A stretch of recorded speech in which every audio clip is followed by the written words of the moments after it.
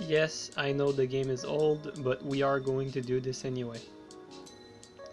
So I've noticed that a lot of people are having trouble fighting mages. So I'm going to do a quick breakdown of some tournament fights versus Asato in the semifinals in the $600 tournaments.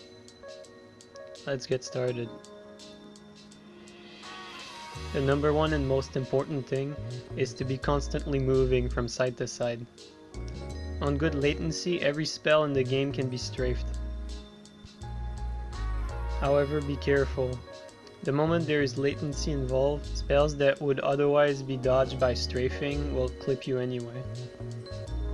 So at the beginning of a fight, you have to test the water against your opponent to see how the latency is affecting the fight.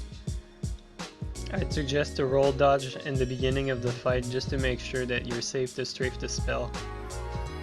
Fair and Hail is one of the best spells that mage can use, but it's also highly punishable. At a good distance, you can roll forward and do a rolling attack. Also, having a pocket dagger is good against pretty much anything. You can pull it out as soon as your opponent is cornered to get some really good pressure. So number 1, always be strafing. Number 2, roll if there's latency involved. Now as for the most common problem people have against mages, how to deal with soul mass. You can be a lot better than your opponent, but if you don't know how to deal with soul mass, any mage that knows what he's doing will most likely give you a very hard time, if not win every match. So how do you deal with soul mass? Well, the answer is very simple, you can't. As soon as the soul mass are able to be triggered, you cannot attack the mage. You always have to first trigger the orbs, then use every opportunity to attack the mage when the orbs are not active. That includes the short moment after the mage casted the orbs.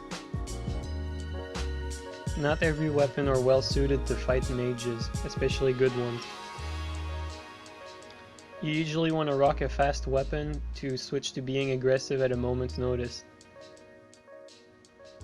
If you're using a hyper armor weapon, do not attempt to trade with the mage while his orbs are up. Here I'm using a Great Lance and a Corvian Dagger. While the Great Lance is not an easy weapon to play with, you can still take advantage of the fast running attack to punish any casting attempt. So number 3, trigger the soul mass before you attempt any attack. If soul mass is cast again, trigger the second wave. Same thing applies for affinity and crystal soul mass. When attempting to trigger the soul mass, try to be outspacing the melee weapon that your opponent is using while strafing side to side. If your opponent is overly passive and not moving with his soul mass on top of him, try to double roll in front of the soul mass to trigger it without getting hit by his melee weapon. However, rolling toward the opponent is risky, only do it as a last resort. Finally, like any other melee opponent, try to space and punish any melee attack attempts from the mage.